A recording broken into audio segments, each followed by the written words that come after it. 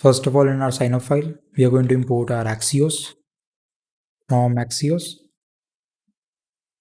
And also we are going to import base URL.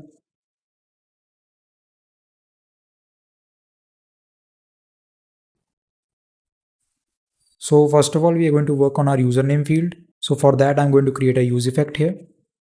Let's create it above this handle submit function.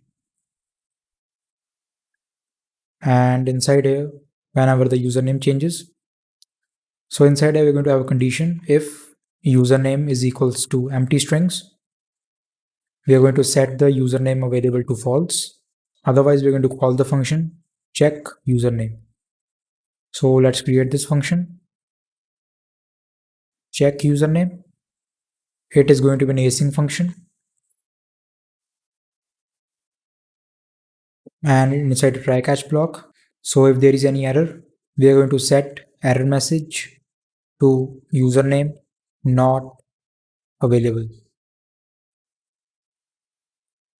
So inside the try block, we are going to make a request to the backend. Res is equals to await axios.get.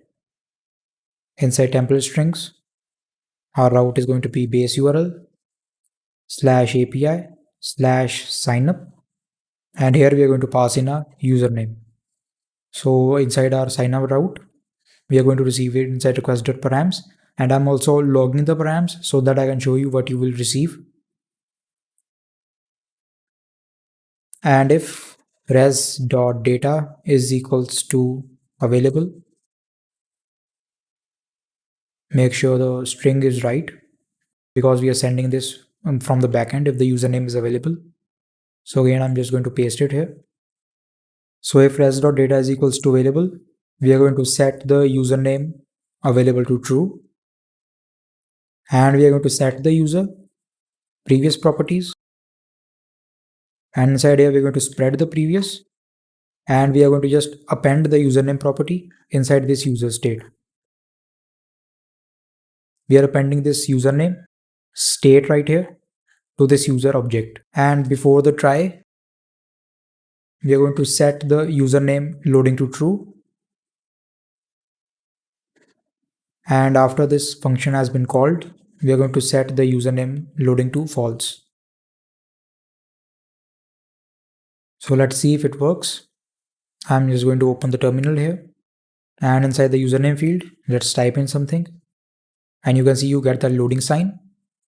And you can see on the backend, we are receiving this request.params. With the object, we have already destructured out the username. And now I want to create a cancel token so that if a request is pending, we are going to cancel that. So we are going to create a cancel variable, let cancel. And inside the try block, we are going to create a cancel token. So cancel token, it is going to be axios dot cancel token. And on the second argument inside the get request, we are going to pass in an object. And here the property is going to be cancel token. And here we are going to use this constructor cancel token. So new cancel token. Inside here we receive a executor function. You can see right here. And inside that function, there is this canceller, the parameter. So we're going to name it canceller. And we are going to set this cancel variable, which we created at the top of the file. We are going to set it cancel variable to this canceller. And before this cancel token, we're just going to check if cancel is there. So basically, we are creating a cancel token to cancel a request which is pending, and we are going to make a new request. Inside the second argument, we are passing an object. We have a cancel token property here, and all we are doing is setting the cancel variable to this canceller. And on the start of the try block, we are checking if cancel is there. We are calling that function. So now inside our utils, we have this auth user file. Inside, I'm going to import some things first of all. Import Axios from Axios. We are going to need our base URL. And we are going to need catch errors from catch errors. And we are going to need a router from next/router. And we are going to need our cookie to set the cookie to our in our local storage. It is going to be from JS cookie. So from inside here, I'm going to export a function. It is going to be register user. It is going to be an async function. So inside this function, we are going to receive a user, the state which we created in our signup page. We are going to receive profile pic URL if the user provides an image. And we are going to receive our set error if there is any error. And we are going to receive our set loading. So on the start of a function, we are going to set the loading to true. And inside try catch block, if there is any error, we are going to call this catch errors function and pass in this error. So this catch errors function is basically just a function to extract the error message from the error object. If the request was made and the server not responded with the status score in the range of 200s, we are going to fire this condition. Otherwise, if the request was made and no response was received, and else if something else happened while making the request. So we are just going to return this error message from this function. And we are going to receive it here. So const error message. And we are going to just set this error to this error message. You can even concise this if you want. Just call this set error. And inside here we can call catch errors and pass in this error. But I'm going to leave it the other way because this is more readable. So inside the try block, we are going to make a post request. So const res equals to await axios.post. It is going to be base URL /API/signup. And inside the body, we are going to pass in user and profile pic URL, just like we have in our signup page. If you see right here on our post request, we are sending request.body.user and we are sending request.body.profilepic URL. So if it will be there, we are going to pass it. So after this request is made, we are sending the token from our backend. So we're going to create a function for this. It is going to be called set token. And inside here, we're going to pass in res.data because inside the data, we are sending the token. So let's create this function const set token. We are going to receive the token. So inside this function, we are going to use our JS cookie package. So cookie.set. So the first parameter is the name of the cookie you want to set. I'm going to name it token and the value is going to be token. And after this cookie is set, we are going to push the user to the home page. And I'm also going to create a function for the login user. So let's copy this right here. I'm going to name it login user. We are going to receive the user. We are not going to receive the file pic URL. I'm going to remove it from here. And we are not going to make the request to sign up. It is going to be /auth. And the rest of it is going to be the same.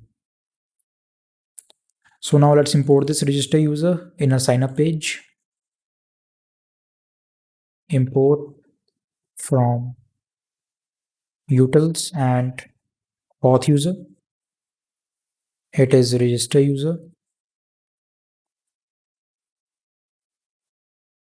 So we have this handle submit function. Let's move it into curly brackets. After event.prevent default, I'm going to set the form loading to true. And after we have set the form loading to true, we are going to create a variable profile pic URL. And here we are going to check if media is not equals to null, state in which we are having the image. We're going to set this profile pic URL to await upload pic, the function which we created in the last video, and we are going to pass in the media. So let's import this function. Import upload pic from utils and upload pic to Cloudinary. And let's create an async function because we are So after this media check, we are going to again check if media is not equals to null and no profile pic URL. That means there was an error uploading the image because the profile pic URL is still undefined. We are going to set form loading to false and we are going to return from this function. So return set error message. It is going to be error uploading image and we are going to return from this function. So here we are going to call this function register user after everything is done and we are going to pass in our user state, profile pic URL variable, and we're going to pass in our set error function. So it is set error message and we are going to pass in our set form loading. So inside this register user function, I'm going to remove this set loading to true because we are already setting the set loading to true here. So let's create a new user and see if our code works. I'm going to create a new user Jane Doe and email is going to be janedoe@gmail.com. Password, first of all, let's check if our error handling is working. So on the backend, we have set the password's length to be minimum 6 characters. I'm going to type in 5 characters. And username, because we do not have any user right now, it is all going to be available. Bio, I'm just going to set hi, I am Jane Doe. And I'm not going to add the social links. So let's sign up. And you can see you get that error. Password must be at least 6 characters. So now let's type in 6 characters and let's sign up. And this error has occurred because right now in our pages, we do not have a home page. So inside the pages directory, let's create a new file, index.js, and it is going to be again a React component.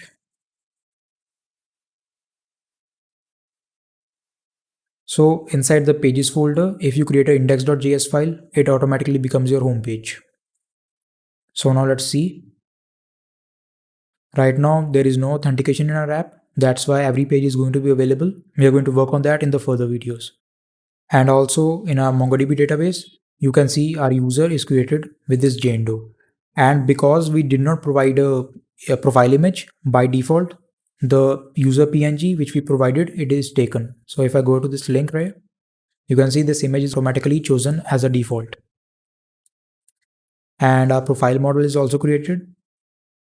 And you can see right here, this user and this object ID is same to this ID field right here. And our follower model and our user, again, it is the same ID. So now let's check if our check username function is working. Here I'm going to type Jane Doe.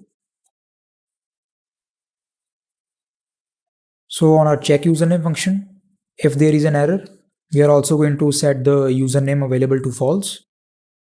And also before this, if error message is not equals to null, we are going to set the error message to null.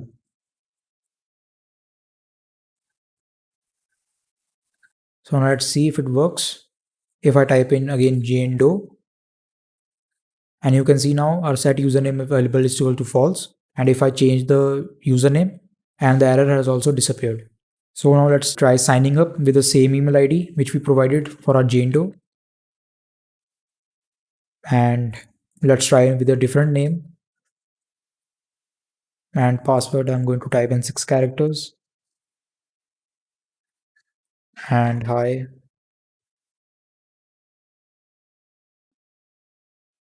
And you can see user already registered. So now let's set up our login page. We have already created a function login user. Let's import that function inside the login page. So import login user from utils and auth user. So we have this handle submit function right here. And let's convert into an async. And we are going to wait login user and pass in the user, our set error message, and our set form loading. So now let's check and type in our janedoe@gmail.com. Now inside the password field, I'm going to type in the wrong password. So 123458. And you can see right here, invalid credentials. And now I'm going to type in the right password, redirected to our home page. So this was all for this video. Now in the further videos, we are going to work on authenticating our routes. So I will see you in the next video.